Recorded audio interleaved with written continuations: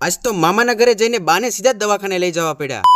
નમસ્કાર દોસ્તો, તો હું આવી ગયો છું મારી માસીના ઘરે અને અહીંયાથી આપણે જવાનું છે મામાના ઘરે। પણ નીકળતા પહેલા એકવાર આ વાતાવરણ જોવો યાર, ગામડાની તો વાઇબ જ અલગ છે। વાતાવરણની અનુભૂતિ લઈને માસીયાઈ ભાઈ આવી ગયો છે આપણને મૂકવા, પણ જાતા જાતા માસીના ઘરેથી પગે લાગવાના ઘણા પૈસા ભેગા થઈ ગયા હો। ये गरीब की તો જસદણ ડેપોથી બેહી ગયો હું બસમાં અને પહોંચી ગયો સીધો મામાના ઘરે। ઘરે જઈને ખબર પડી કે નાની માની આંખમાં તો રસી થઈ ગઈ છે અને આનો ઈલાજ કરવા માટે આપણે જવું પડશે દવાખાને। રિક્ષાવાળાની વાટ જોઈ જોઈને થાકી ગયા, પણ રિક્ષાવાળો પણ મને ઓકાત દેખાડી ગયો।